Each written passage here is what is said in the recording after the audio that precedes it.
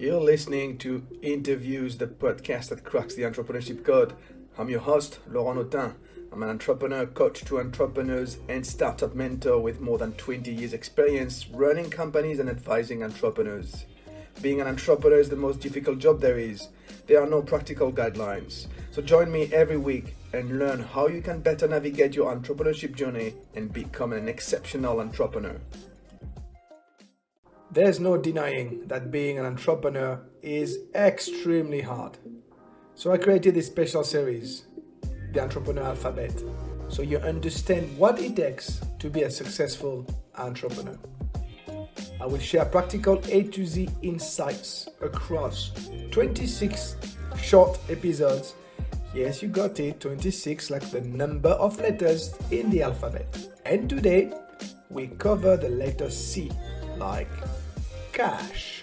Before that, if you missed the first two episodes, log on my website to catch up, laurentautin.com/podcast.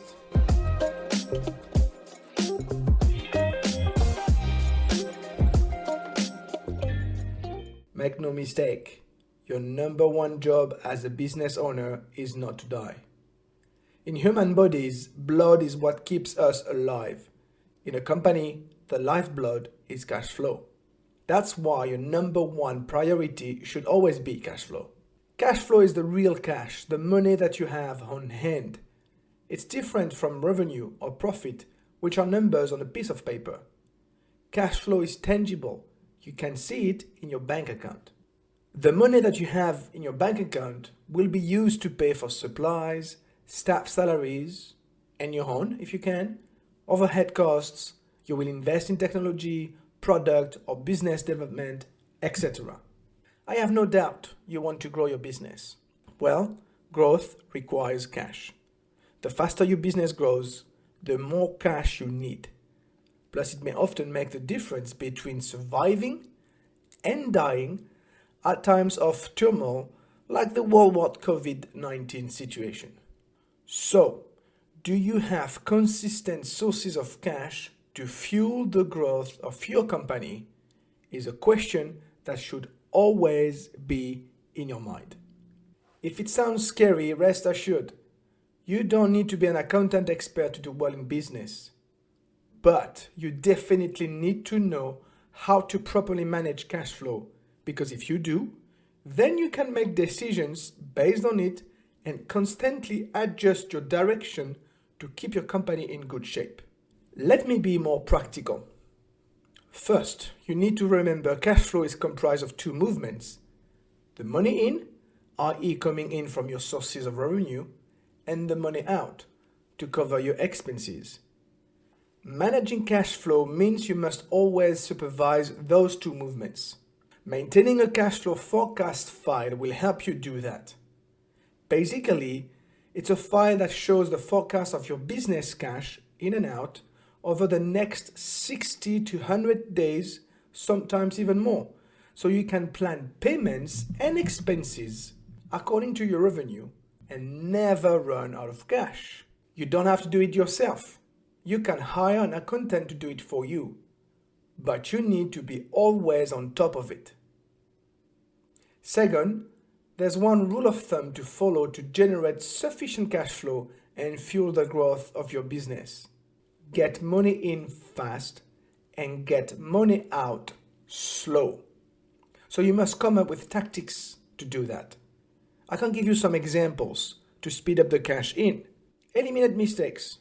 It's the number one reason why our clients are slow to pay. And incomplete orders, invoicing errors, or missed deadlines will drag down the entire process you want to speed up. You can also send payment reminders to your clients at regular intervals. Collecting payments is part of your job, so you should set up a process for it. Or you can break down your clients' invoices into several installments so it's easier for them to pay. Plus, if you set a clear schedule of payment with them, it will also allow them to better manage their own cash flow because they're in the same situation as you and should apply the same rule of thumb. And last, you can talk with clients to know why payments are delayed and find solutions together to satisfy both parties. Now you can implement similar tactics to slow down the cash out. For instance, don't agree on payment terms before you've checked your cash flow situation. Or negotiate exclusive deals with suppliers, which should allow you more payment terms flexibility. Or offer to pay your suppliers with monthly retainers. And last but not least, always pay by the agreed schedule so you build a reputation of good payer, which will make it easier when you face challenging times and have difficulties to pay. Plus, I'm sure you want your clients to pay you on time, right? So treat your suppliers the same way. Slowing down your cash out doesn't give you the right to disrespect others.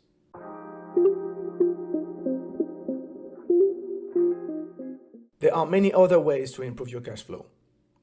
For instance, you can increase the price of your services. You can also play with your volume and sell more the same price. Or you can reduce the price you pay for your raw materials or overheads.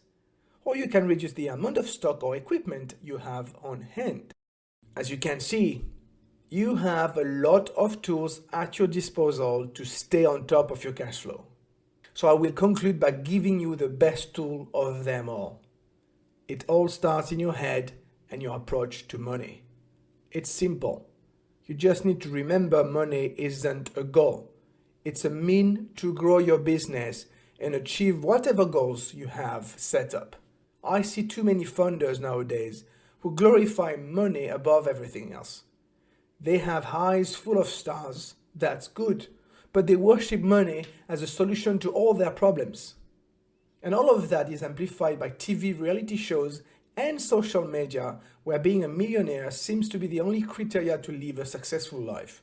Then we see news after news of startups having successfully raised millions. But we don't see news of startups having successfully managed those millions.